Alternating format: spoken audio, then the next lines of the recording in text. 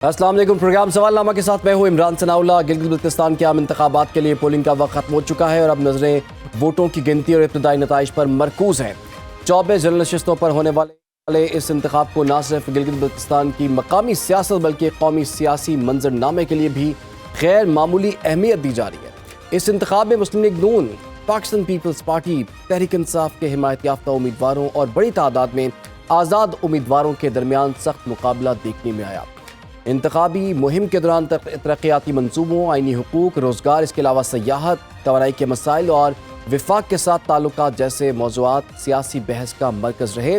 आज पूरा दिन कैसा रहा, इसी पर जी हम बात करेंगे। हमें ज्वाइन कर लिया है नुमाइंदा मोहम्मद अली अंजुम ने, इसके साथ साथ हमें सीनियर सहाफ़ी वजाहत अली साहब भी ज्वाइन कर चुके हैं। सबसे पहले मोहम्मद अली अंजुम, आप बताइए पोलिंग डे कैसा रहा और टर्नआउट कैसा रहा आज स्कर्दू के लिए बड़ा खास दिन था। मौसम बड़ा खुशगवार था, धूप का जलवा था और कहीं कहीं बादलों का भी घेरा था। तो लोग बड़ी तादाद में वोट कास्ट करने की गरज से घरों से बाहर निकल आए। बिलखुसूस अगर हम खवातीन की बात करें, नौजवानों की बात करें, तो शहर स्कर्दू के जो 4 हल्के हैं, उन चारों हल्कों में नौजवान वोटर्स की बड़ी तादाद घरों से बाहर निकल आई, खवातीन की बड़ी तादाद वोटों से बाहर निकल आई। और जो टर्नआउट था वो काफी हद तक हौसला अफजा था। गो कि दिन डलते ही धूप की हिद्दत बहुत ज्यादा बढ़ चुकी थी और गर्मी बहुत ज्यादा हो चुकी थी, लेकिन इसके बावजूद भी लोग बदस्तूर पोलिंग स्टेशन में मौजूद रहे और वोटिंग के अमल का हिस्सा बने। तो मजमूई तौर पर अमन अमान के हवाले से भी सूरत हाल कदरे बेहतर रही, क्योंकि इस बार पंजाब पुलिस की खदमात ली गई थी। 2100 से जायद पुलिस एहलकारों की खदमात ली गई थी जो मुख्तलिफ पोलिंग स्टेशन में तैनात थे, और इसके साथ जीबी पुलिस और एनएस स्काउट्स के जवान भी अलर्ट खड़े रहे। तो अमन अमान के हवाले से यहाँ पर सूरत हाल बेहतर रही और किसी भी पोलिंग स्टेशन से ताहाल किसी नाखुशगवार वाकये की इतला नहीं मिली। इस वक्त काउंटिंग का सिलसिला जारी है, नताइज तकरीबन आ रहे हैं। कुछ इलाके ऐसे हैं जो दूर दराज हैं, तो वहाँ से नताइज के हुसूल में काफी दिक्कत का सामना करना पड़ा। वोटों की गिनती का अमल जो है मोहम्मद अली आप बता रहे हैं जारी है। वजाहत अली साहब, आप बताइए इस वक्त किस पार्टी की पोजीशन ज़्यादा आपको कंफर्टेबल नज़र आती है? मुस्लिम लीग नून, पीपल्स पार्टी, तहरीक इंसाफ, इस वक्त आपको क्या नज़र आ रहा है? किसकी हिमायत ज़्यादा आपको नज़र आई, किसका पलड़ा भारी है? देखिए, इस वक्त गिलगित बल्तिस्तान का कैपिटल है, यहाँ पे जो है इस वक्त जो टाकरा है वो पाकिस्तान पीपल्स पार्टी और पाकिस्तान मुस्लिम लीग नून का नजर आ रहा है। दिन भर यहाँ पे पोलिंग का अमल जारी रहा और इस वक्त भी जो पोलिंग स्टेशन के अंदर मौजूद हैं वो अपना वोट कास्ट कर रहे हैं। अब तक तकरीबन 10 से 12 पोलिंग स्टेशन का हल्का एक से जहाँ से मुतवक्को वजीर आला का उम्मीदवार है Amjad Hussain advocate Pakistan peoples party का, 10 से 12 जो पोलिंग स्टेशन है वहां से रिजल्ट आना शुरू हो गए हैं। गैर सरकारी और गैर हतमी नताइज के मुताबिक अमजद हुसैन एडवोकेट पहले नंबर पर है, जबकि हल्कदों में पाकिस्तान मुस्लिम लीग नून का हाफिज हफीजुर रहमान है। वहां पे भी टाकरे का मुकाबला है पाकिस्तान पीपल्स पार्टी और पाकिस्तान मुस्लिम लीग नून का। और हल्का नंबर 3 है गिलगित में, के अंदर 3 हल्के हैं, तो 3 के अंदर मतलब है उसमें इस्तेहकाम पाकिस्तान भी है, पाकिस्तान पीपल्स पार्टी और पाकिस्तान मुस्लिम लीग नून और पीटीआई का जो उम्मीदवार है उसके दरमियान टाकरा है। ओवरऑल सिक्योरिटी का अगर हम देख रहे हैं तो बड़ा बेहतरीन सिक्योरिटी के इंतजाम किए गए हैं। 3500 के करीब गिलगित के अंदर ये सिक्योरिटी फोर्सेस के एहलकार तैनात हैं। ताहम कुछ पोलिंग स्टेशन से ये इतलात आ रही हैं, ये खबरें मौसूल हो रही हैं कि पोलिंग का जो अमल है वो बड़ा सुस्त है और उसके साथ ये है कि जो इलेक्टोरल लिस्ट है उसके अंदर थोड़ी सी खामियां हैं जिसकी वजह से शहरियों को मुश्किलात का सामना करना पड़ रहा है। ठीक है, अच्छा, तो मोहम्मद अली अंजुम, पाकिस्तान पीपल्स पार्टी भी हुकूमत कर चुकी हुई है, पीएमएलएन भी और पीटीआई भी, तो गिलगित बल्तिस्तान के अवाम के मसाइल अभी तक क्यों नहीं हल हो पाए और इन इलेक्शंस में किन अहम इश्यूज पर जो है वोट मांगा गया इनसे? बिल्कुल आप सही कह रहे हैं। इंतखाबात होते रहते हैं, हुकूमतें तब्दील होती रहती हैं, चेहरे तब्दील होते रहते हैं, लेकिन निज़ाम जूं का तूं है। गिलगित बल्तिस्तान के अवाम आज से 10 साल पहले भी लोड शेडिंग का अजाब से रहे थे, आज भी लोड शेडिंग का अजाब से रहे हैं। और अगर हम नौजवानों की बात करें तो नौजवानों में बेरोजगारी का तनासुब रोज बरोज बढ़ता जा रहा है, इंफ्रास्ट्रक्चर का कोई पुरसान हाल नहीं है। और अगर हम मवासलात की बात करें तो मवासलात का निज़ाम भी इतना बेहतर नहीं है। हर बार जब इंतखाब सजता है, दंगल सजता है, तो सियासी जमातें बुलंद-ओ-बाग दावे करती हैं और नेशनल लेवल के जो लीडर्स हैं वो भी गिलगित बल्तिस्तान आते हैं और आवाम को यूं लगता है कि बस इनके मसाइल अब हल होने वाले हैं। इस बार अगर हम इंतखाबी मुहिम की बात करें, गिलगित के हवाले से वजाहत बेहतर बता सकते हैं। स्कर्दू की अगर हम बात करें तो यहाँ पर 22 घंटे की लोड शेडिंग है और यहाँ पर पानी के सबसे बड़े ज़खायर होने के बावजूद भी लोगों की एक बड़ी तादाद पीने के साफ पानी के हुसूल से महरूम है। अगर हम इंफ्रास्ट्रक्चर की बात करें तो इंफ्रास्ट्रक्चर भी शहर के अलावा बाकी इलाकों का इंफ्रास्ट्रक्चर इतना बेहतर नहीं है। आज भी कुछ मकामात में असातिज़ा की कमी है और जो स्कूल्स हैं उनका निज़ाम दरहम बरहम है, लेकिन इसके बावजूद भी नई हुकूमत से तवक्कुआत तो हैं, और इस बार मैंने जिस तरह देखा, वजाहत साहब ने भी देखा होगा कि नौजवानों की एक बड़ी तादाद निकली है, और नौजवान इस बार एक काज को लेकर निकले हैं कि लोड शेडिंग का खात्मा करवाना है, इंफ्रास्ट्रक्चर को बेहतर करना है, रोजगार के मौके यकीनन पैदा तो हुकूमतों ने करने हैं, और नौजवान बड़े पुरुमीद भी हैं कि इस बार रोजगार के नए मौके पैदा होंगे। अगर हम स्कर्दू में मजमूई तौर पर बात करें तो इस बार इलेक्शन कैंपेन तमाम जमातों की लगभग बहुत अच्छी रही हैं, जी। और तमाम जमातों ने बड़ी बड़ी रैलियां की हैं, बड़े जलसे किए हैं, और वहां पर लोगों की शिरकत भी हौसला अफजा थी, लोगों ने बड़ी तादाद में शिरकत की। लेकिन लोगों को उम्मीद है कि नई आने वाली हुकूमत उनके मसाइल को एड्रेस करेगी, और हकीकी मानों में सियासत दर सियासत करने के बजाय इस ठीक। बार हकीकी मानों में आवाम के मसाइल हल किए जाएंगे। क्योंकि गिलगित बल्तिस्तान की डायनेमिक्स की हम बात करें तो किसी भी एक जमात को वाज़े अक्सरियत नहीं मिलती। अगर हम माजी की बात करें तो पाकिस्तान तहरीक इंसाफ ने भी मुख्तलिफ जो आज़ाद उम्मीदवार हैं उनको अपने साथ ये मिला बात लिया, आपकी और ठीक है बहुत कि इस दफा भी काफी आजाद उम्मीदवार जो है मैदान में है, लेकिन वजाहत आपको क्या लगता है कि 400 तो कुल उम्मीदवार जो हैं वो इस वक्त इलेक्शंस लड़ रहे हैं, 266 आजाद उम्मीदवार भी इस वक्त मैदान में हैं, तो आजाद उम्मीदवार कितने इंपॉर्टेंट हैं और क्या किसी एक पार्टी के लिए मुमकिन हो सकेगा कि वो ऐसी मेजोरिटी हासिल कर ले कि उनको आजाद उम्मीदवारों की जरूरत ना पड़े? अब देखें, जो भी जीतेगा हुकूमत यहाँ पे, जो हमें लग रहा है, जो हमारे एनालिसिस है, सियासी मुबस्सिरीन के यहाँ पे कहना है, जो भी हुकूमत बनाएगा वो 4 से 5 जो आज़ाद उम्मीदवार जीतेंगे उनको अपने साथ मिला के ही हुकूमत बना सकेगा। सिंगल मेजॉरिटी कोई पार्टी इस अहल नहीं है कि वो सिंगल मेजॉरिटी ले लें, और 1 से 2 सीटें हो सकता है कि पाकिस्तान पीपल्स पार्टी ज़्यादा लें या नून लीग ज़्यादा ले लें। लेकिन ओवरऑल देखें तो आज़ाद उम्मीदवार भी ऐसे हैं कि यहाँ पे उनका बहुत सारे उम्मीदवार इस किस्म के हैं कि जो एक दूसरे को हराने के लिए यहाँ पे खड़े हुए हैं, या किसी को नीचे करने के लिए या किसी को उठाने के लिए। रियलिस्टिक ग्राउंड रियलिटी ये है। लेकिन ओवरऑल अगर 24 हल्कों की बात करें तो 4 से 5 ऐसे उम्मीदवार हैं कि जो जीतने के काबिल हैं, और लगता यह है कि अगर वो जीत जाते हैं, वो जिस पार्टी के साथ अलायंस करेंगे वो पार्टी आगे जाके हुकूमत बनाएगी।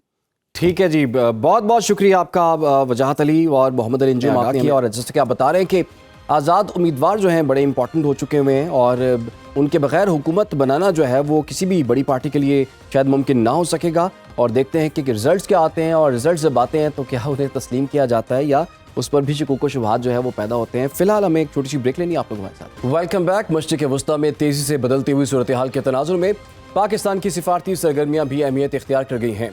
ईरानी खबरसां एजेंसी के मुताबिक वफाकी वज़ीर दाखिला मोहसिन नकवी ने तेहरान में ईरान के वज़ीर ख़ारजा अब्बास अराग़ची से मुलाकात की। दोनों रहनुमाओं की अमरीका ईरान मुज़ाकराती अमल पर गुफ्तगू भी हुई। सालिसी की कोशिशों और ख़ित्ते की मौजूदा सूरत हाल पर भी तबादला ख्याल किया गया। वफाकी वज़ीर दाखिला मोहसिन नकवी ने ईरानी हम मनसब सिकंदर मोमनी से भी मुलाकात के मौके पर मीडिया से गुफ्तगू करते हुए कहा कि हालिया सूरत हाल पर सुप्रीम लीडर आयतुल्लाह मुश्तबा खामनाई के लिए फील्ड मार्शल का खुसूसी ख़त और वज़ीर आज़म शहबाज शरीफ का पैगाम भी लेकर आया। दूसरी जानिब अमरीकी मीडिया रिपोर्ट्स के मुताबिक ईरान के मुंजमद असासों को खलीजी ममालिक में ईरान की जानिब से होने वाले हमलों के नुकसानात के इजाले के लिए इस्तेमाल करने की तजवीज़ ज़ेर गौर है, जिससे खित्ते में सिफारती और सियासी कशीदगी मज़ीद बढ़ सकती है। इसी दौरान लबनान की मुसल्लह अफवाज के सरबराह general Rodolphe Haykal field marshal Syed Asim Munir की दावत पर पाकिस्तान का सरकारी दौरा, जिसे खित्ते में जारी सिफारती कोशिशों और मुमकिना जंगबंदी इक़दामात के तनाजुर में अहम करार दिया जा रहा है। लबनान, इसराइल, ईरान और अमरीका के दरमियान जारी राब्तों और तनाज़ात ने मशरिक़ वस्ता की सूरत हाल को मज़ीद पेचीदा बना दिया है। इन तमाम मामलात के खित्ते पर असरात, पाकिस्तान के मुमकिना किरदार और मुस्तकबिल की सिफारती समत पर बात करने के लिए इस वक्त हमारे साथ मौजूद हैं माहिर उमूर मशरिक़ मंसूर जाफ़र साहब। मंसूर जाफ़र साहब, आपके वक्त का बहुत बहुत शुक्रिया। सर, सबसे पहले तो मोहसिन नकवी के तेहरान के दौरे को आप किस नज़र से देखते हैं? क्या ये एक मामूल की सिफारती सरगर्मी है या इसके पीछे एक बड़ा पैगाम मौजूद है? जी, मैं समझता हूँ इस तकरीबन 2 हफ्ते के दौरान उनका ये तकरीबन चौथा या 5वां दौरा है ईरान का, तेहरान का। और ख़ास तौर पे इस वक्त जो ख़बरें गर्दिश में हैं, बिलखुसूस खुसूसी पैगाम जो है वो आर्मी जो फील्ड मार्शल का लेकर गए हैं, और इसी तरीके से वज़ीर आज़म का। और यानी अभी इस बात की तस्दीक तो नहीं हो सकी कि उनकी आया मुश्तबा खामेनेई से बराह रास्त मुलाकात होगी या कि वो पैगाम किसी वसीले या तवस्सुत से उन तक पहुँचाया जाएगा। तो मैं समझता हूँ ये एक बड़ी अहम पेशरफ्त है, और ख़ास तौर पे इसमें मुश्तबा खामेनेई साहब की जो इस पूरे कज़िये में माजी में यकीनन उनका एक रोल रहा है, लेकिन उनकी सेहत के हवाले से जो तशवीश ज़ाहिर की जाए, अगरचे आज खुद ईरान ने इस बात का एतराफ़ भी किया है कि वो हमले में शदीद ज़ख्मी हुए थे, लेकिन अब उनकी हालत बेहतर है। तो अब उनका इस पूरे कज़िये के अंदर इस अंदाज़ से मैं समझता हूँ चिप इन होना, ये भी एक बड़ी अहम डेवलपमेंट है। और ख़ास तौर पे वो बातें जो ईरान के हवाले से की जा रही थी कि जी वहाँ रेजीम चेंज हो गई और मामलात जो हैं माज़ी जैसे नहीं रहे, और ख़ास तौर पे वो जो एक वली फ़कीह का कॉन्सेप्ट है, उसमें भी बड़ी दरारें पड़ चुकी हैं। तो ये दोबारा से उस पूरी चेन का रिवाइव होना, ये एक बड़ी अहम पेशरफ्त है। और उसके साथ-साथ पाकिस्तान की डिप्लोमेसी सिर्फ़ और सिर्फ़ ईरान के फ्रंट पर इस वक़्त एक्टिव नहीं है।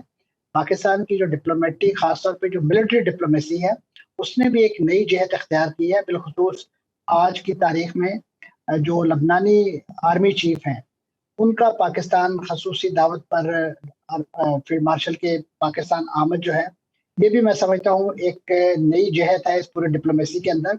और ख़ास तौर पे ये जो लबनान का कज़िया है, जी। ये जिस अंदाज़ से शुरू में मिसहैंडल किया गया कि इसको अलग करने की कोशिश की गई, लेकिन ईरान के मुतालबे पर इसे क्लब किया गया बाद में कि वो जो सीज़ फायर का एक प्रोजेक्ट है ईरान के अंदर, उसके साथ वहाँ पे भी सीज़ फायर किया जाए, ताकि हकीकी मानों में जो है ये पूरा रीजन जो है ये स्टेबिलिटी या इस्तेहकाम इसमें आ सके। तो मैं समझता हूँ ये एक बड़ी अहम पेशरफ्त है। और ख़ास तौर पे ऐसे मौके पे कि जब एक वहाँ पे सीज़ फायर अभी इन प्रैक्टिस मौजूद है, लेकिन उसके साथ-साथ इक्का-दुक्का झड़पें और इसराइल के हमले मुख्तलिफ अहदाफ पर लबनान के अंदर जारी हैं।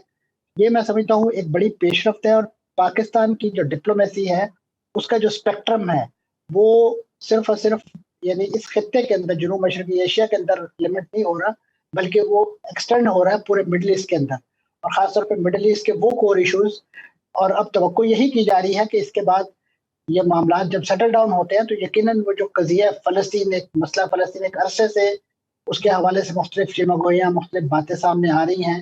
ख़ास तौर पे वो जो बोर्ड ऑफ पीस की बात की जा रही है। जी। तो मुझे लग रहा है कि पाकिस्तान यकीनन अपना उस महाज़ पर भी जो बड़ा ड्यू किरदार है, वो अदा करने की पोज़ीशन में होगा।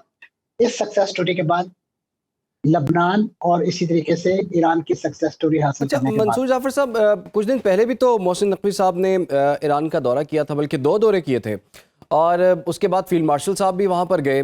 तो उस वक्त बड़ी उम्मीद सी पैदा हो गई कि बस सब चीज़ें तय हो गई हुई हैं, क्योंकि फील्ड मार्शल का वहाँ पर जाना इस बात की गारंटी समझा जा रहा था कि मामला तय हो गए हैं। उसके बाद फिर आपका क्या ख्याल है, मोहसिन नकवी की दोबारा दौरे की ज़रूरत क्यों पेश आ गई? और फिर ये जो पैगाम की बात हो रही है, पहले चले ठीक है पाकिस्तान पैगाम रसानी तो कर रहा है, इन दोनों ममालिक के दरमियान सिफारती एफर्ट्स कर रहा है, तो पाकिस्तान के ज़रिए चीज़ें कम्युनिकेट की जा रही हैं, लेकिन बाकायदा तौर पर एक इन्वेलप के तौर पर इस चीज़ को पेश करना, बाकायदा पैगाम कहना, पैगाम बताना और वहाँ पर इस चीज़ को हैंड ओवर करना, इसकी सिफारती अहमियत कैसे देखते हैं आप? जी, यकीनन ये पाकिस्तान का ख़ास तौर पे जो ईरान के हवाले से एक अपना स्पेशल लिंक कह लीजिए, एक राब्ता कह लीजिए, ये उसकी निशानदेही करता है। और ये उस तनाज़ुर में नहीं है कि जिसमें हम इस वक़्त अमेरिका के साथ या इसराइल के साथ जो डिप्लोमेसी जारी है, ये एक इंडिपेंडेंट एक्टिविटी है। और ख़ास तौर पे ये पाकिस्तान और ईरान के दरमियान है। इसका यकीनन एक ब्रॉडर पर्सपेक्टिव में इस पूरे कज़िये के साथ ताल्लुक होगा, लेकिन अब मैं समझता हूँ कि इस वक़्त ये जो मरासलत की जा रही है या जो पैगाम रसानी की जा रही है, ये ईरान की जो नई लीडरशिप है, ख़ासतौर पे रहबरे आला, ये उनके साथ एक डिप्लोमेटिक चैनल जो है वो ओपन किया गया है। और अब उम्मीद तो यही की जा रही है, या इसी नौयत की क्या सराहियाँ की जा रही हैं कि शायद इसमें ख़ामेनेई साहब को उनका वो ड्यू रोल के जो इस पूरे सेटअप के अंदर उनका बनता है, और माज़ी में जिस अंदाज़ से उनका फरमाना जो है वो कौल फैसल शुमार होता था और एक डिसाइसिव बात समझी जाती थी, रादर वही फॉरेन पॉलिसी होती थी, वही एक लिहाज से आपके जो दाखिली पॉलिसी बन जाती थी, वही आपकी आर्मी की कमांड थी। तो अब वो रोल मुझे लग रहा है कि इस वक्त आने वाले दिनों में ख़ामेनेई साहब जो है वो अडॉप्ट करने जा रहे हैं, ताकि वो जो दाखिली तौर पे एक तफरीक का तासुर अमेरिका वक्तन फ़क्तन देने की कोशिश करता है कि शायद फ़ौज के दरमियान में, पज़ेशकियान के दरमियान में और इस नौयत की तनाज़ा मौजूद है। और माज़ी में जिस तरीके से ईरानी सदर के इस्तीफ़े की भी अफ़वाह उड़ाई गई कि उन्होंने जी। शायद इस पूरे कज़िये से अपने आप को अलग कर लिया है। तो मैं समझता हूँ ये वो एक ड्यू रोल बनता है रहबरे आला का, ख़ास तौर पे ईरान का जो एक पॉलिटिकल स्ट्रक्चर है, जो दस्तूरी उनका तरीक़ाकार है, उसको मुझे लगता है एक लिहाज से एक्नॉलेज भी किया जाएगा इस पैगाम के अंदर, और पाकिस्तान का वो कंसर्न या वो डिमांड भी या ख़्वाहिश भी उन तक पहुँचाई जाएगी कि अब वक़्त आ गया है कि अपना हकीकी मानों में जो है कौल फैसल है वो इस वक्त सादर फरमाएं, जी। ताकि उसकी रोशनी में जो मामला जो है वो आगे बढ़ सके। तो यकीनन मंसूर उनकी जाफर मंजूरी साहब, ये भी बात सामने आ रही है कि बाकी मामला तो तय हो गए हैं, लेकिन ईरान जो है इस चीज़ पर अड़ा हुआ है कि जनाब मुंजमद असासे जो है ना हमारे, वो बहाल किए जाएं। अब अमेरिका शायद उनसे ये कह रहा है कि हम आपको लिख के नहीं दे सकते कि आपके हम मुंजमद असासे जो हैं वो गैर मुंजमद कर देंगे। ठीक है, आप बातचीत जारी रखें, एक इंटरम किस्म का एक एग्रीमेंट या MOU या डील जो है वो फाइनल हो जाए, उसके बाद आपके असासे भी आप तक पहुंच जाएंगे। तो इस चीज़ पर डेडलॉक बरकरार है। जी, उसमें उन्होंने एक नई पक्ष जो डाली है, आपने अपने इंट्रो में भी उसका जिक्र किया है कि वो ये अमेरिका का ये मुतालबा या ये एक यानी इस वक्त इस बात को फ्लोट करना, इस आइडिया को कि जो ईरान के मुंजमद असासे हैं वो किसी हद तक अनफ्रीज करके उनकी जो प्रोसीड है, उनकी जो आमदन है, वो खलीजी ममालिक में जो होने वाले जंग के नुकसानात है ईरान के हमलों के नतीजे में, उसको कंपनसेट करने के लिए इस्तेमाल किया जाएगा। ये मैं समझता हूँ अमेरिका की तरफ से उस मुतालबे को ख़त्म करने की कोशिश है कि जो ईरान अपने जंग के हवाले से जो अपना एक जो जंग में नुकसान पहुँचा ईरान को, उसकी कंपनसेशन के लिए मुतालबात करता रहा है। और दूसरा मैं समझता हूँ ये बात कह के अमेरिका ने खलीजी ममालिक को एक तरह से पैसिफाई करने की कोशिश की है, और इन द लॉन्ग रन उनका जो दूसरा मुतालबा होगा, आप देखिएगा कि वो इन खलीजी ममालिक से ये मुतालबा करेंगे कि इस वक्त उनके दिफा में ये जिस अंदाज से भी इस पूरे खत्ते के अंदर एक लिहाज से जो जंग लड़ी गई है, जिसको वो कहते हैं कि जी हमने पूरे खत्ते को एक तबाही से बचाया है, ईरान के बड़े जो तौसीफ पसंद नज़ाइम है, तो उसका जो लॉस है वो इन खलीजी ममालिक से वसूल किया जाएगा। माजी में भी आपको याद होगा कि अमेरिका इस नौयत के इशारे करता रहा है कि जिसमें कहा गया कि इस जंग के अंदर जितना भी असला गोला बारूद इस्तेमाल हुआ है उसकी कंपनसेशन जो है वो अमेरिका को यही खलीजी ममालिक अदा करेंगे। जी। तो ये एक उनको इस अंदाज से पैसिफाई कि हम आपका लॉस जो है वो ईरान से पूरा करवा देंगे और ठीक। हमारा लॉस आप पूरा कर दें। तो ये आप समझ लें एक बिल्कुल बचकाना सी सोच है, बचकाना सी हरकत है। और दूसरा खासतौर पे ईरान को डिमोरलाइज करना और उनके उन मुतालबात की एक लिहाज से जो सदाकत है या जो एक विरासती है उसको भी खत्म करना, ये इस नौयत की कोशिश है कि ताकि ईरान मुज़ाकरात की मेज़ पे जब फाइनली इन मौज़ूआत पे बात हो तो उसके हवाले से उनका मौक़िफ़ बहुत ही ज़्यादा कमज़ोर हो और उस पर उसके कई स्टेक होल्डर जो है वो डेवलप कर दिए जाए, ताकि उन्हें आइडिया हो कि वो तमाम बिल्कुल आपकी बात ठीक है जी, दबाव बढ़ाने की ये भी एक कोशिश है। और कुछ लोगों का ख्याल है कि शायद डोनाल्ड ट्रंप ये चाहते हैं कि नवंबर कॉन्फ्लिक्ट को लेकर जाएं। नवंबर में अमेरिका में इलेक्शंस हो रहे हैं और डोनाल्ड ट्रंप अभी तक जो है वो अनाउंस नहीं कर सके कि डील MOU या कोई चीज़ जो है वो तय हुई है, लेकिन कहा ही जा रहा है, कभी कहते हैं कि एक दिन बाद होगा, कभी 48 घंटे और कभी एक हफ्ते की डेडलाइन देते हैं, लेकिन अभी तक ये मामला जो है वो कुछ डेडलॉक का शिकार है। देखते हैं जी आने वाले दिनों में कोई डील MOU या कोई इस तरह का मुआहदा साइन होता है नहीं होता। फिलहाल के लिए मंसूर जाफर साहब आपका बहुत शुक्रिया। नाज़रीन यहाँ वक्त एक ब्रेक का, आप लोग हमारे साथ। Welcome back. वफाकी हुकूमत 10 जून को नए माली साल का बजट पेश करने जा रही है और एक बार फिर सवाल यही है कि क्या ये बजट वाकई आवाम को रिलीफ देगा या IMF की शराइत के बायस मजीद माली बोझ सामने आएगा। एक जानिब हुकूमत मुआशी इस्तेहकाम, महसूलात में इजाफे और तरक्याती अहदाफ की बातें कर रही है, तो दूसरी जानिब आम आदमी महंगाई, बिजली और गैस के बिलों में इजाफा और ईंधन की कीमतों से काफ़ी परेशान। अब हालिया दादोशुमार के मुताबिक 1 लीटर पेट्रोल की एक्स रिफाइनरी कीमत 235 रुपये 37 पैसे है, जबकि सार्फिन के लिए इसकी कीमत 377 रुपये 78 पैसे फी लीटर मुकर्रर की गई। अब सरकारी दस्तावेजात के मुताबिक 1 लीटर पेट्रोल पर 142 रुपये 41 पैसे मुख्तलिफ लेवीज और मार्जिन्स की मद में वसूल किए जा रहे हैं, जिनमें 116 रुपये 8 पैसे पेट्रोलियम लेवी और 2 रुपये 50 पैसे क्लाइमेट सपोर्ट लेवी शामिल। ऐसे में ये सवाल भी अब काफ़ी आम है कि अगर आलमी मंडी में कीमतें कम हो रही हैं तो इसका मुकम्मल फ़ायदा आवाम तक क्यों नहीं पहुँच पा रहा। क्या हुकूमत के पास IMF प्रोग्राम बरकरार रखते हुए आवाम को रिलीफ देने की कोई गुंजाइश मौजूद है? नए माली साल के मुआशी अहदाफ क्या होंगे और बजट में किन शोबों को तरजीह दी जाएगी, इन तमाम मामलात पर जी बात करेंगे। हमें माहिर मुआशियात डॉक्टर नजीब साहब ने ज्वाइन कर लिए। डॉक्टर साहब आपके वक्त का बहुत बहुत शुक्रिया। डॉक्टर साहब सबसे पहले तो 10 जून को जो बजट पेश हो रहा है, आपकी नज़र में सबसे बड़ी तवक्कुआत क्या है इससे? देखिए जी, सबसे बड़ी तवक्कुआत ये होनी चाहिए कि पाकिस्तान के लिए इस वक्त एक स्ट्रक्चरल गुंजाइश है कि आप अपने टैक्स और एक्सपेंडिचर के स्ट्रक्चर को तब्दील कर सकें। इसलिए नहीं कि टैक्स टू GDP बढ़ाना है, ये एक जो फेटिश दुनिया में डेवलपिंग कंट्रीज एक नंबर को पकड़ लेती हैं कि वो 10 है पाकिस्तान का, पिछले मतलब 15 साल का देख लें, 9, 10, 8, इसको थोड़ी देर के लिए छोड़ दें। हर जो टैक्स लगाया हुआ है उसको इस नजर से देखें कि वो पाकिस्तान की पैदावार को, इन्वेस्टमेंट को, कंपेटिटिवनेस को, इंडस्ट्री को, एग्रीकल्चर को कैसे अफेक्ट कर रहा है। वो क्या हॉरिजॉन्टल इक्विटी, जिसका मतलब है कि मसावी टैक्स के निजाम को तकवीत दे रहा है, या टैक्स मोराल का मतलब ये होता है कि लोगों का टैक्स देने का जो मोराल है उसको खराब कर रहा है। क्या हॉरिजॉन्टल के अलावा वर्टिकल इक्विटी के जैसे जैसे इनकम्स बढ़ रही हैं, क्या वो टैक्स हो रही हैं कि नहीं हो रही।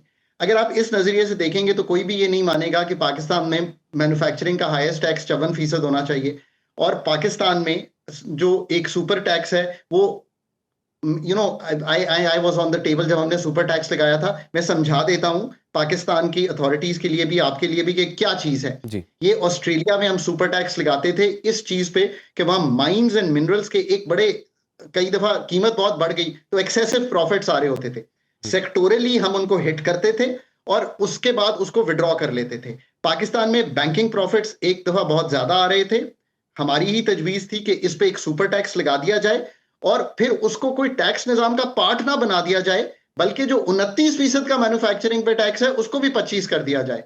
वो सारी तजवीज तो मतलब धरी की धरी रह गई। आज 54% हाईएस्ट टैक्सेशन है, 38% पर्सनल इनकम टैक्स है ऑन दी हाईएस्ट ब्रैकेट। अब उम्मीद यह है कि इन दोनों को हिट करेंगे आप। उम्मीद यह है कि आपका जो सामने दोस्त खड़े हुए हैं, कैमरामैन हैं, दूसरे हैं, अब तो डोमेस्टिक हेल्प जो है वो 50,000 रुपए ले रही है। हम 50,000 रुपए पे टैक्सेशन शुरू करते हैं लोगों की। यार इसको भी सोच लें, ये मेरे हिसाब से 75 या 80,000 रुपया हो जाना चाहिए। मेरी उम्मीद ये है कि हम जो टैक्स के निजाम की आसानी है, turnover tax, withholding tax, presumptive tax regimes, जिससे कंप्लायंस मुश्किल होती है, इसमें से लोगों को निकालेंगे। मेरी ये उम्मीद है कि जीएसटी को बढ़ाएंगे नहीं, बल्कि जीएसटी को ब्रॉड बेस करके और हार्मोनाइज करके प्रोविंसेस के साथ एक राह दे देंगे कि 5 साल में हम जीएसटी को 16% पे ले आएंगे, 15% पे ले आएंगे। ये हैं वो सारे काम जो क्लियरली इसमें दिखाई देने चाहिए। अगर नहीं करेंगे तो आईएमएफ की एंगेजमेंट 2027 अक्टूबर को खत्म हो जाएगी। आप फिर अगर स्ट्रक्चर को तब्दील नहीं किए हुए होंगे तो आपको मुश्किल आएगी। तो डॉक्टर साहब, अभी आपने कथा कलामी की माजरत, अभी आपने जीएसटी की बात की है, लेकिन आईएमएफ की हुकूमत को ये तजवीज़ है कि जीएसटी बढ़ाकर 19% कर दिया जाए। अब वज़ीर ख़जाना ये कहते हैं कि बजट में आवाम पर कम से कम बोझ डालने की कोशिश करेंगे हम। आईएमएफ प्रोग्राम भी तो चल रहा है कि आईएमएफ प्रोग्राम में रहते हुए हुकूमत इस पोजीशन में है कि आवाम को किसी किस्म का कोई रिलीफ दे सके।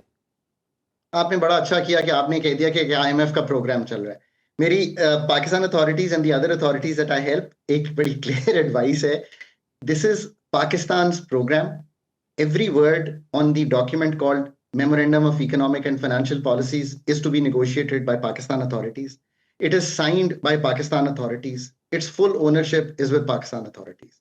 IMF के जो 11 PhDs पढ़े लिखे लोग आते हैं, उनका काम है कि हर जगह पर उस फ्रेमवर्क को पूरा करें। That's how the program is to be run.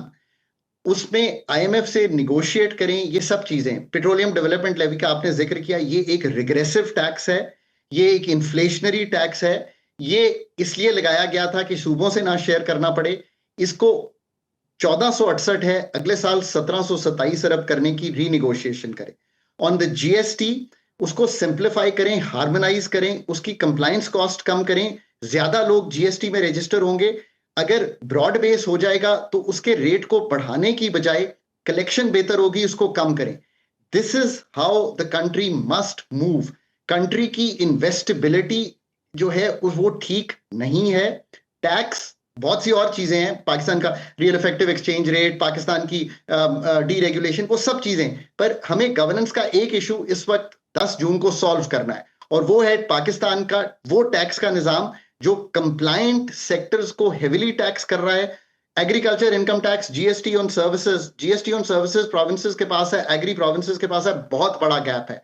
800 अरब रुपए का हमारे पाकिस्तान के हमारे उस्ताद हैं डॉक्टर हफीज पाशा, उनकी एक स्टडी है, सबको पढ़नी चाहिए। 800 अरब का लाइव पोटेंशियल है लाइव स्टॉक और एग्रीकल्चर का। वो कहते हैं, मैं कहता हूं बहुत ज्यादा कह रहे हैं, 500 अरब कह रहे हैं। Do you know the total collection in the country this year? 10 अरब रुपया। अगर तो मुल्क को ऐसे चलाना है तो फिर आईएमएफ को जो मर्जी ब्लेम कर लें, it's got nothing to do with it.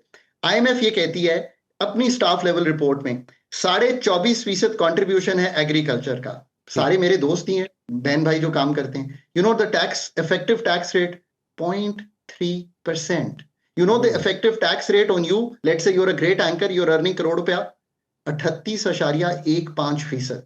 यार let's set our country right. ये वो मौका है, बड़ी टेल विंड्स हैं, मैक्रो स्टेबिलिटी है, हुकूमत 10 मई करके आ रहे हैं, सारे एक तरह सोच रहे हैं, दुनिया साथ खड़ी है, बट ये स्ट्रक्चर्स तो सब आपने तब्दील करने हैं। और पाकिस्तान को इससे अच्छा मौका डेटा माइनिंग का और अपने एक्सपेंडिचर का। मुझे बड़ी खुशी होती है कि बातचीत हो रही है कि किस तरह बिस्प को नीचे दिया जाए, किस तरह जो एनर्जी है वो सब्जेक्ट नहीं है वफाक का, किस तरह एग्रीकल्चर, एजुकेशन, हेल्थ, इंडस्ट्रीज ये सब खत्म करें वफाक से, इनको नीचे दें, प्रोविंसेस को फाइट करने दें to be better at education, at health, at agriculture, at industry. आप देखें कि मुल्क में कितना कंपटीशन आ जाएगा।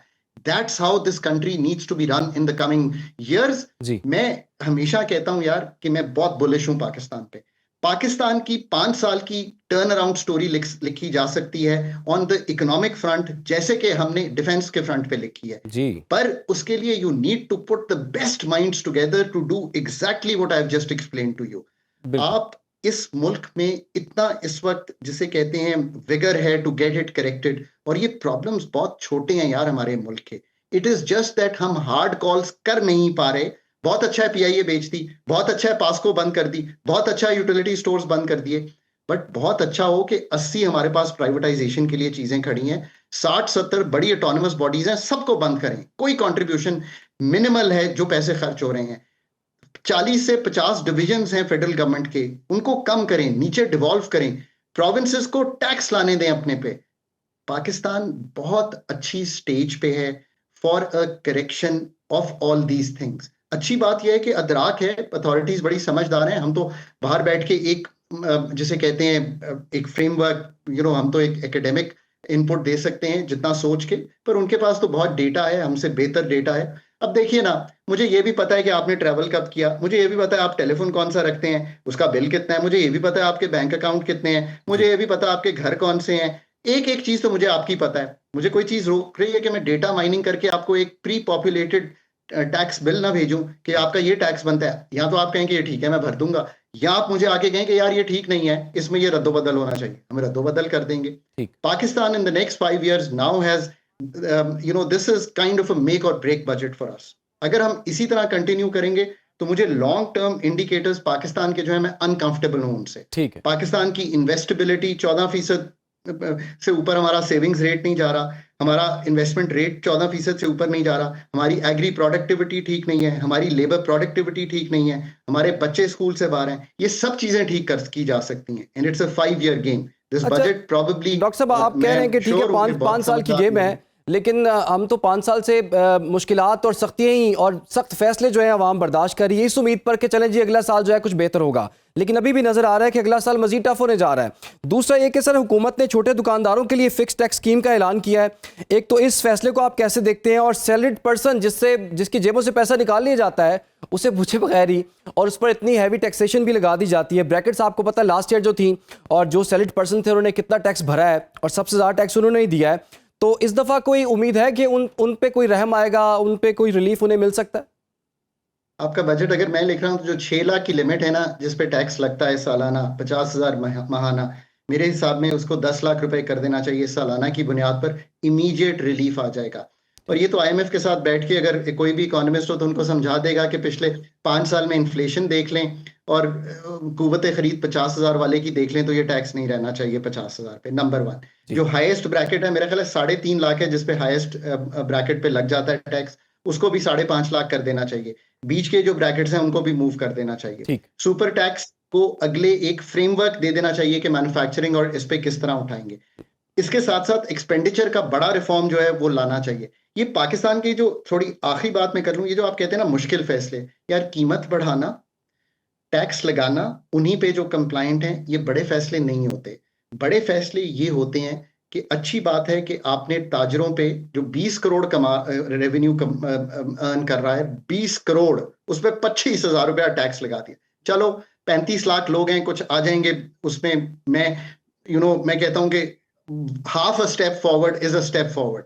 जी फाइन, हमने बहुत सी ऐसी स्कीम्स पहले की हैं, बट उसको आगे लेके कैसे चलना है, सनसेट क्लॉज क्या होगी, अभी इसकी बड़ी डिटेल्स हमें ठीक है, वर्कआउट करनी है। It's a step in the right direction. ठीक है। बहुत बहुत शुक्रिया आपका डॉक्टर खाकान नजीब साहब, आपने हमें वक्त दिया। और बजट जी पेश होने जा रहा है और आवाम इसी उम्मीद पर इस बजट का इंतज़ार करी कि इस बजट में आवाम के लिए क्या है। लेकिन आवाम ज़रा सोच ले कि पिछले बजटों में उसे क्या मिला है।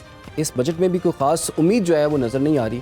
देखना होगा कि हुकूमत जो ये दावा करी कि एक आम शख्स पर जो है कम से कम बोझ डालने की कोशिश की जाएगी, देखते हैं कि बोझ कम होता है या बोझ डबल ट्रिपल या इससे भी बढ़ जाता है। फिलहाल एक छोटी सी ब्रेक, आप लोग हमारे साथ। खैबर पख्तूनख्वा की गोमल यूनिवर्सिटी एक बड़े तनाज़े की ज़द में है, जहाँ 514 मशकूक डिग्रियों के इंकशाफ, माली बेज़ाब्तियाँ और इंतज़ामी खामियों के इल्ज़ामात ने आला तालीम के निज़ाम पर कई सवालात खड़े कर दिए हैं।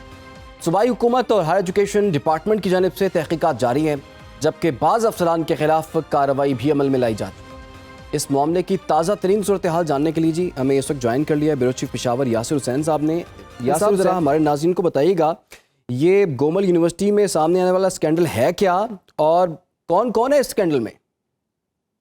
देखें, ये काफी बड़ा स्कैंडल दिखाई दे रहा है और इसकी जो निशानदही की है ये गवर्नमेंट ऑफ केपीके ने खुद की है, यानी मिनिस्ट्री ऑफ हायर एजुकेशन ने की है गोमल यूनिवर्सिटी के, और इस पर बकायदा एक्शन भी लिया जा चुका है। देखें, 514 जो मशकूक डिग्रियों का इंकशाफ किया गया है, ये 2019 से 2023 के दौरान जो है ये मशकूक जो डिग्रीज हैं इनका ये स्कैंडल अब सामने खुलकर आ चुका है।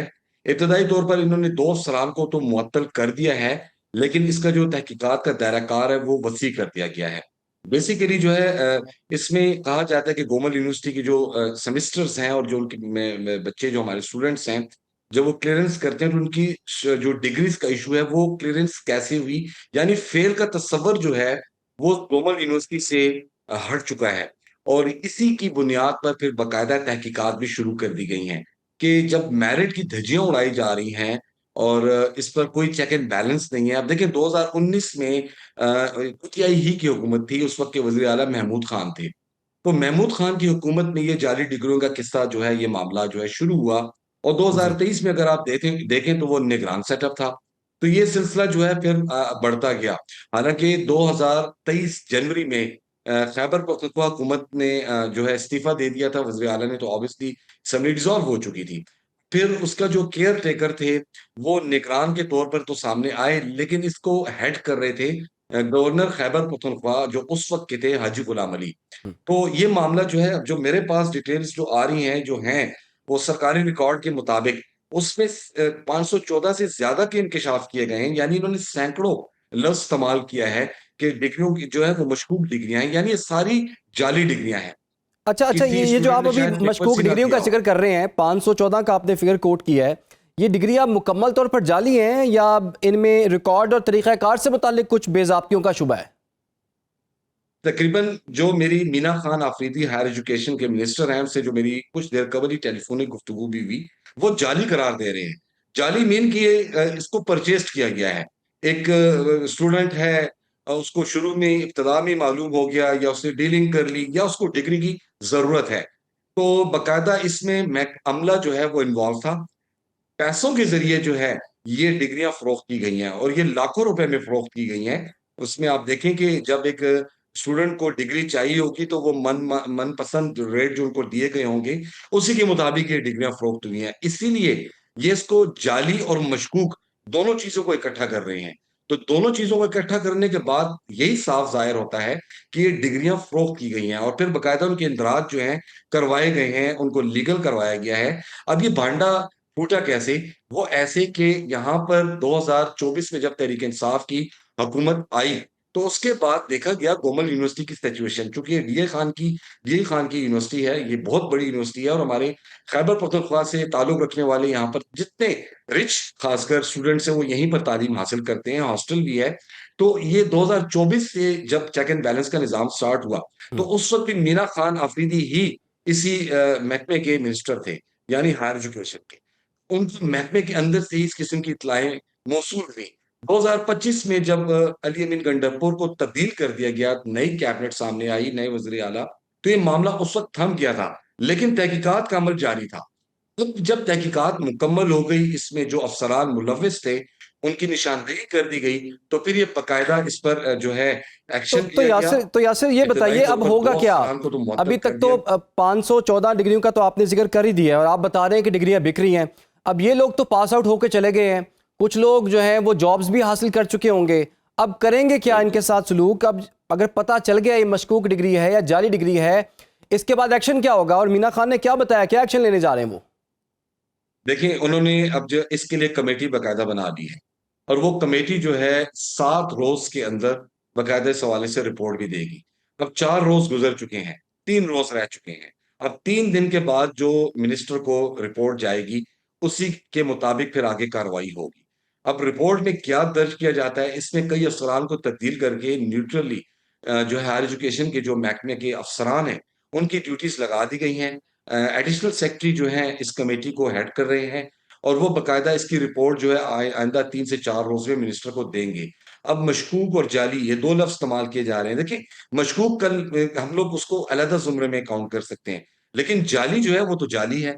इट्स मीन वो फरोख्त की गई है और वो फरोख्त की गई है। अब आपकी बात बिल्कुल दुरुस्त है कि इन स्टूडेंट्स का मुस्तकबिल क्या होगा। एक्सपेक्टेड है कि ये इन्होंने जॉब्स भी हासिल कर ली हों, शायद वो गवर्नमेंट सेक्टर में ही हासिल कर ली हों, प्राइवेट सेक्टर में हासिल कर ली हों, वो अब सवालिया निशान है। लेकिन इस पर मीना खान आफरीदी के मुताबिक जिन जिन स्टूडेंट्स ने ये डिग्रीज हासिल की हैं, उनके बाकायदा नाम आवेजा किए जाएंगे, उन पर बाकायदा उनको आगाह किया जाएगा और उन पर बाकायदा मुकदमात भी दर्ज किए जाने का इम्कान है। लेकिन इसकी निशानदेही अब कमेटी करेगी। जो कमेटी तश्कील दी गई है, 5 रुकनी कमेटी है महकमा हायर एजुकेशन की, और जिन्होंने ये और वो डिग्रियां उस पर बेची हैं बाकायदा उनके जो खिलाफ उसकी क्या होगा? जी और जिन्होंने ये डिग्रियां बेची हैं, जिन्होंने पैसे बटोरे हैं, यकीनन वो तो इंतजामिया के लोग हैं ना, उनके खिलाफ क्या होगा? उनमें देखें, इब्तदाई तौर पर इन्होंने 2 अफसरान को मुअत्तल कर दिया ठीक। है। अब वो 2 अफसरान जो हैं इस कमेटी के आगे हुए होंगे और उस कमेटी के आगे उन्होंने कई नाम उगले होंगे, क्योंकि ये 2 तो अफसरान हैं। अगर इनके ऊपर भी कोई हेड है तो उनकी भी निशानदेही होगी। उन्होंने भी अपनी जॉब्स, अपनी सरकारी नौकरी बचानी है यकीनन, और वो उगलेंगे सारी चीजें और उनके पास मवाद यकीनन होगा। ठीक है। जब इतनी बड़ी कार्रवाई की जा चुकी है और निशानदेही के तहत 2 अफसरान को मुअत्तल करके इन्वेस्टिगेशन उनसे की जा रही है, तो यकीनन वो मजीद नाम भी उगलेंगे। ये 1 और 2 बंदे का काम ही नहीं है। आपको पता है कि डिग्रीज के लिए बाकायदा एक सेक्शन है, सेक्रेटरी ब्रांच है, एक अपनी बाकायदा एक सेक्शन है, तो उसके तहत तो ये सारी इसकी इन्वेस्टिगेशन होगी। इसमें आप देखें, महकमा इन्वॉल्व हुआ है। महकमे के साथ साथ जो नीचे लेवल पे आप आए, तो यहाँ पर जो पेशावर यूनिवर्सिटी की अपनी सेक्रेटरी सेक्शन है, ठीक है वहां तक ये मामले चले हैं। तो इसमें ये तमाम जितने कई नाम जी, इसमें पूरे सामने पूरे आएंगे। निज़ाम अब के इसमें बगैर जो है ये डिग्रियां ना तो बन सकती हैं, ना बिक सकती हैं, ना इशू हो सकती हैं। देखना होगा कि किन के खिलाफ कार्रवाई होती है। फिलहाल तो 2 अफसरान को मुअत्तल किया गया है। 514 डिग्री जो हैं उनके बारे में कहा जा रहा है ये डिग्रियां बिकी हैं, फ़रोख्त हुई हैं। यानी कि तालीम का मेयार चेक करें पाकिस्तान में, ये KP की गोमल यूनिवर्सिटी एक बड़ी यूनिवर्सिटी है और उसका एक स्कैंडल सामने आया है। तहकीकात हो रही हैं, देखते हैं इसके बाद इस पर क्या एक्शन होता है। फिलहाल प्रोग्राम का वक्त खत्म हो जाता है। इजाज़त दीजिए।